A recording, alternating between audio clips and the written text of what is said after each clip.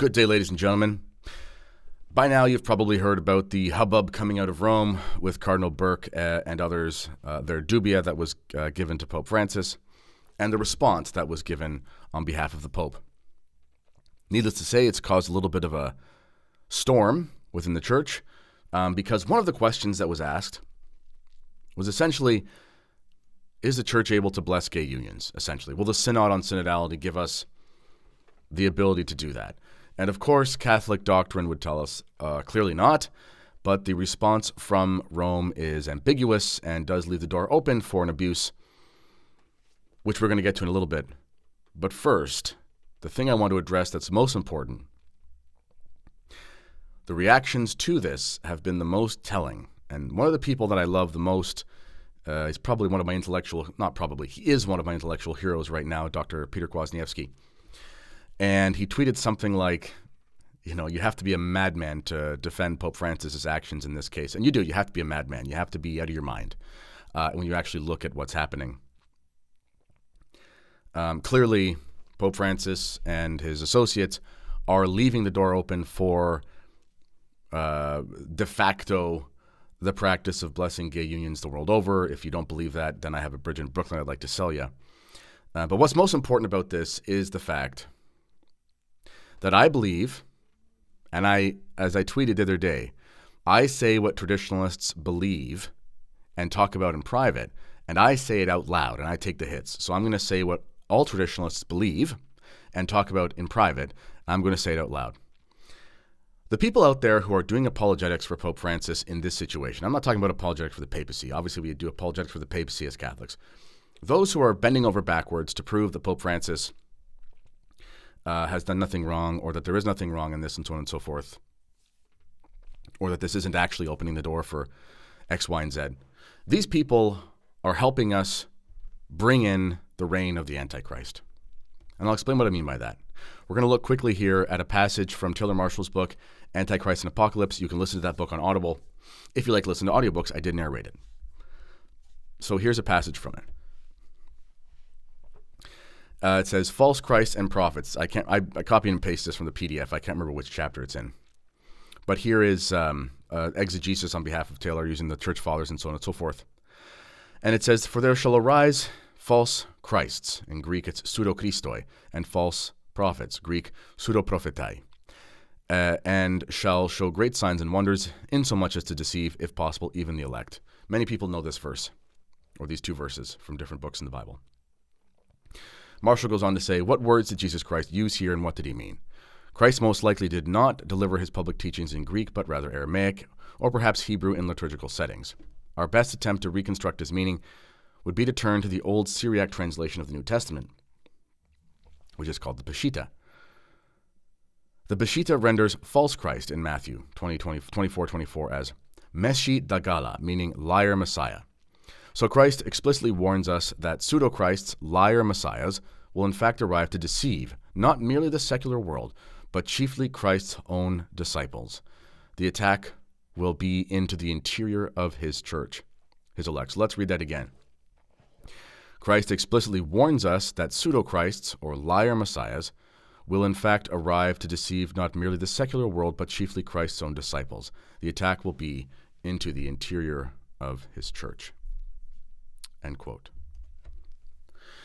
If you know anything about the Antichrist, and I'm not saying we're in the end times, the Antichrist is coming, but I do know that in church history there have been many forerunners to the Antichrist. There have been many types of Antichrist. This is something Catholic saints and theologians and scholars and fathers and so forth have talked about for centuries. This is not my idea. This is basic.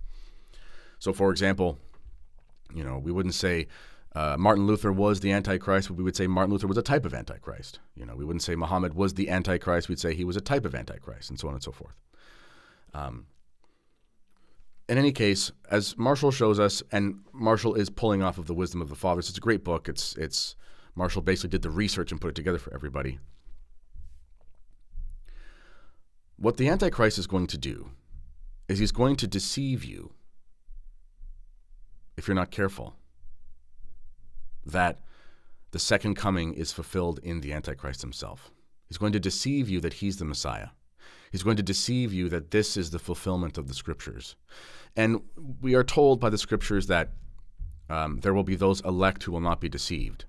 But don't think you're elect just because you're a Catholic.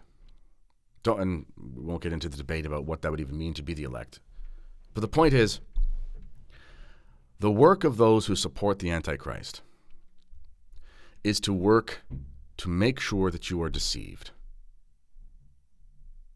You got to understand, when the Antichrist comes, there will be a parallel church. There will be an institutional body that will masquerade itself as the true church, and this will be used to help and support the Antichrist.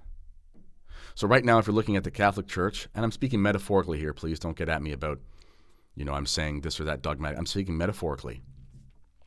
If right now we see from Rome, even if you could do backflips and gymnastics and kind of squint and say, well, I could interpret this, whatever, that doesn't negate the fact that this is an antichristic reality. In fact, the fact that what is coming out of Rome is so ambiguous is actually more of a piece of evidence that it is antichristic in nature. And I'll explain what I mean by that.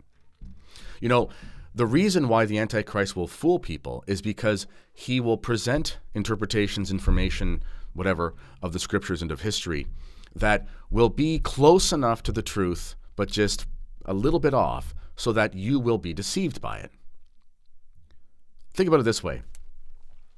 If somebody comes into your house and says, here I am, I'd like to, if you give me $10, I'll go invest that and I'll give you back $1 million tomorrow. You would know that that person was insane. But if somebody comes to your house and says, here's a really strategic business plan, and you go through all the details and it's very confusing, and they seem like an expert, and there's a lot of big words you don't understand, and they show you what looks like proof of that it's been done before, and they have testimonials from this person or that person that you trust, then you might actually sign on the dotted line and say, well, yeah, here's $1,000 because this seems really reasonable. Okay. The point is that you won't fall for a deception that doesn't seem like it's true. You will only fall for deceptions that seem like it's true. That's why they are deceptions. Okay? So the fact that there is something coming out of Rome that is ambiguous and deceiving, that's the point. Do you see this? So if you're doing apologetics for this thing and you're saying this can be totally interpreted fine, you're helping the antichristic spirit in the church. Life on earth, we know this from being a part of the church, is like being on a ship. It's the bark of Peter.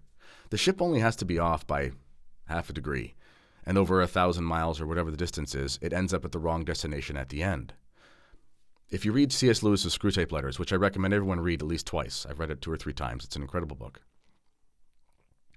C.S. Lewis is a master of showing the demonic psychology in this book, and one of the things that's so fascinating is at one point in the book, I'm just going from memory here, the devil says to the younger devil, basically, don't tempt a man to murder if cards will do. What he means is, don't try to get this man to go off and kill somebody in order to damn his soul, because what's more effective is if he develops this slow gambling habit.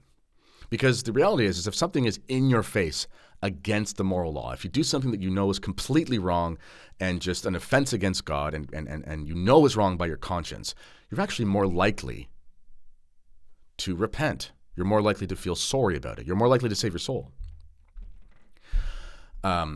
Whereas if you develop a bad habit, then over time you become numb to the sin and you justify it to yourself for 30 years. So what is the what's the likelihood that you're going to say after 30 years that, I'm really sorry for this gambling habit when you've been numbing your conscience for 3 decades? It's very unlikely. That's more likely to damn your soul. This is why things like pornography and all the various habitual sins of our age are more dangerous to the soul than, things like pornography are probably more dangerous to the soul than outright adultery, because they can be justified away much easier. Anyway, don't do any of them, but you see what I'm saying from a psychological perspective. So with what's happening right now with these folks explaining away the actions of the Pope, what they're doing is they're conditioning you, if you're fooled by them, they're conditioning you to accept little by little, incremental nudges to get you off the path to arrive at the right destination. They're getting you to little by little accept what is deception as truth, which over time, if you were to encounter the works of the Antichrist, you would have no defenses left, because you would have convinced yourself over time to believe in what you know in your gut to be falsehood, but you can explain away with legalistic technicalities. It's Pharisaical. This is why Christ goes after the Pharisees, playing with words. In fact, it goes back all the way to the Garden of Eden, where the devil says, to Adam and Eve, God didn't say that. He didn't say you would die the death, when he's playing with words there, and we're talking about a spiritual death, and obviously the physical death came later because death comes in the world through sin. In any case, this is the oldest trick in the book. The devil only has a few tricks, and his disciple, the Antichrist, will not be Satan incarnate, but if there could be an incarnated Satan, it would be him, and we're speaking metaphorically here. Excuse me. He will use the same tactics of the devil. And the reason why there's no getting through to these Pope-splainer types, it's impossible. They're impervious to debate. They're impervious to reason when it comes to this. Is because to get to the point where you are clamoring on about how you can understand this nonsense from Rome as being orthodox, if you get to that point, you're like the man who's had the gambling habit for decades. At a certain point years ago, you made the decision to compromise with your intellect. You made the decision to compromise with your conscience. Before Morris Laetitia came out, you would tell people there's no way you could ever receive Holy Communion if you're in a state of adultery, a state of remarriage, and then the Morris Laetitia comes out and the footnotes and whatever, and you say to yourself, well, there's a way that you could. And then you'd say, well, there's no way the church would ever change the teaching on the death penalty. And then when Pope Francis changes the catechism, which is not to change teaching of the church, but it appears as such, you say, well, yeah, I mean, the death penalty was really just a policy. It wasn't really a dogma. And this happened with Vatican II. When the church proclaims through whatever document was Lumen Gentium, Gaudium et Spes, whichever one, the ones on religious freedom, I always forget the names, where it talks about this right to religious liberty. And there's no right to religious liberty. There never has been in the history of the church. The right to religious liberty is completely against the natural law. It's impossible to have a right to a false religion. It doesn't make any sense. But then you have, there was one very, very intelligent Catholic priest. I think his name was Father Harrison, very smart. I think he wrote like a full book trying to explain that the church's stance on religious liberty in the past was really just policy and not dogma. And, these are the things you have to go, these are the lengths you have to go to in order to deceive yourself. So if you've already done this, you will contribute to the deception of other Catholics, because you're either going to have to give up the ghost and give up the whole enterprise and say, I'm starting from scratch. I'm wrong. This is nonsense. I was wrong about Morris Laetitia. I was wrong about the death penalty. I was wrong about Vatican II, whatever. You're going to have to just drop that thing.